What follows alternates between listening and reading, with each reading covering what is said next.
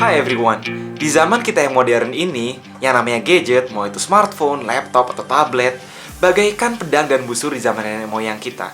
Ketika gadget kita itu rusak, baterainya habis, lemot, nge-lag, dan sebagainya, rasanya itu kita tidak berdaya dan bagaikan pedang kita itu tumpul.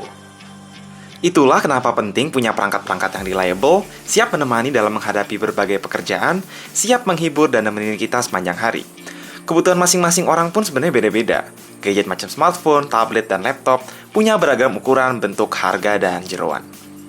Nah tapi, kalau gue pribadi lagi butuh laptop sekaligus smartphone dan dikasih uang yang terbatas, gue akan lebih banyak alokasin budget buat beli laptop yang terbaik dibanding HP yang terbaik. Perlu diingat, ini hanya murni pendapat gue dan emang gak semua orang kebutuhannya sama. Salah satu pemicu yang bikin gue bikin video ini adalah, kadang-kadang orang emang punya dilema antara fungsi dan gengsi. Beberapa kali gue ketemu temen yang sering komplain soal laptop murahnya yang sering lemot lah, sering hang lah, dan sebagainya. Tapi seterusnya beli laptop murah lagi, padahal barusan bisa aja beli iPhone 7. Inilah beberapa alasan gue kenapa laptop bagus lebih penting dari HP bagus. Langsung aja ke alasan pertama, yaitu laptop adalah portable workstation gue. Emang sih smartphone zaman sekarang udah bisa ngelakuin hal-hal yang mungkin masih belum kebayang 15 tahun lalu. Contohnya ngelola berbagai akun email, sosmed, buka file PDF, nonton YouTube, motret dengan kualitas yang ngelebihin kamera saku, bahkan ngepoin postingan gebetan. Tapi di luar itu semua, gue masih jarang nemu orang yang pakai HP buat ngerjain pekerjaan serius seperti ngetik, ngolah data di Excel, bikin presentasi, ngedit foto, video, ngeskripsi, coding, desain 3D, dan masih banyak lagi job yang cuma bisa nyaman dilakuin di PC, laptop, atau Mac. Itulah kenapa gue rasa laptop adalah sumber produktivitas yang lebih penting daripada smartphone, yang lebih baik tetap sebatas perangkat digital saku, yang tugas utamanya komunikasi dan koordinasi. Dengan laptop yang lebih mahal, contohnya gue bisa nge-export foto dan video lebih cepat, lebih jarang nge-hang, layar lebih tajam dan akurat, multitasking, bisa ngelakuin aplikasi-aplikasi produktivitas yang lebih bagus dan lebih berat, yang ujung-ujungnya bisa menyelesaikan pekerjaan-pekerjaan gue dengan lebih cepat dan efektif. Beda sama HP yang anggap aja ada yang harganya 3 jutaan sama 8 jutaan. Bukan berarti kecepatan postingan sosmed atau kecepatan email masuk di HP 8 jutaan meningkat drastis dibandingin yang 3 jutaan kan?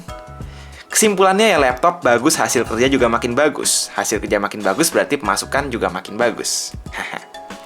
Alasan kedua, yaitu kebanyakan orang sebenarnya nggak begitu butuh banget fitur-fitur flagship. Oke, sebenarnya kekuatan komputasi flagship smartphone zaman sekarang bisa dibilang overdosis untuk kebutuhan sebagian besar user. Bahkan untuk fitur-fitur macam augmented reality yang sebagian besar user juga nggak pernah make dan tadinya butuh processing power yang benar-benar powerful, buktinya bisa lancar di smartphone Google Tango racikan Lenovo ini yang prosesornya sebatas Snapdragon 652. Lucunya, sehari-hari gue lebih sering lihat mulai dari iPhone 7 sampai Galaxy S7 Edge yang jeroannya jauh lebih kenceng. Cuma dipakai buat update status di Path, debat pilkada di WhatsApp, dan main Candy Crush. Oke, gue ngerti punya HP flagship baru itu gengsi, keren, gaul, bangga, dan lain-lain. Gue juga pernah di titik dimana gue bangga dan seneng pamer ke teman-teman kalau punya HP flagship baru. But again, gue merasa ada banyak fitur yang akhirnya mubazir dan gak dipakai maksimal.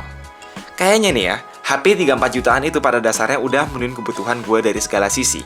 Anggap aja Samsung Galaxy A3 atau Asus Zenfone 3. Kamera udah bagus buat ngerjain segala macam aplikasi dan game yang gue pakai lancar-lancar aja.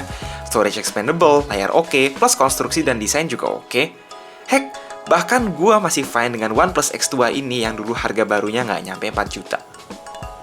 Again, di sini gue nggak mau bilang bahwa smartphone flagship nggak ada gunanya. Kalau lo emang mampu dan lo cukup sanggup untuk beli HP flagship, ya silahkan. Kalau nggak juga nggak apa-apa. Tapi di saat kondisi keuangan lo itu terbatas, mungkin antara prioritas HP dan laptop mesti lo pertimbangkan ulang. Alasan yang ketiga adalah, laptop adalah investasi yang berjangka waktu lebih panjang dari smartphone. Coba dulu bandingin, dalam 5 tahun terakhir, berapa kali lo ganti laptop dan berapa kali lo ganti smartphone? Pasti banyak user bisa 3 kali ganti smartphone sebelum ganti laptop. Alasannya adalah, HP lebih cepat obsolete ketimbang laptop. Bisa jadi lu masih fine-fine aja dengan pakai MacBook Pro yang udah lu beli tahun 2012. Tapi, agak nggak kebayangkan kalau lu masih pakai Galaxy S3 dari tahun yang sama. Kesimpulannya adalah, lu nggak akan rugi dengan beli laptop bagus yang tahan lama. Misalnya, kalau emang seneng desain, foto, dan video, sekalian aja beli MacBook atau Lenovo Yoga. Kalau seneng gaming, belilah Asus ROG. Kalau buat meeting sana-sini, ngetik, dan kerjaan kantoran, belilah Dell Vostro atau Lenovo ThinkPad. Andai kata gue punya duit 16 juta, lebih baik punya laptop yang harganya 12 juta dan HP 4 juta. Bukan HP 12 juta dan laptop 4 juta. Karena ujung-ujungnya laptop lo bakal lebih lama nemenin lo ketimbang smartphone. Dan lo juga pasti nggak nyesel dapet laptop yang lebih ngebut dan lebih kuat buat bantu pekerjaan sehari-hari. Kan kalau tahun berikutnya ada banyak uang lagi, ada rezeki lagi, ujung-ujungnya bisa upgrade HP, ketimbang mesti upgrade laptop lagi yang lebih repot, sekaligus lebih mahal.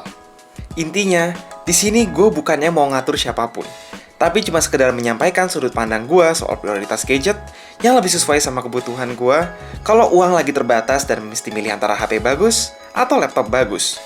In case kebutuhan dan pandangan lu beda, ya silahkan sesuaikan sama apa yang pada dasarnya lu butuhin. Oke, sekian dulu untuk curhat dan bacot dari kita. Buat yang udah nonton dari awal sampai habis, makasih banyak. Dan kalau misalnya ada yang setuju ataupun nggak setuju dengan video ini, silakan komen di bawah, karena kita selalu terbuka untuk diskusi. Terakhir, jangan lupa buat like, share, dan subscribe. And as always, have a nice day.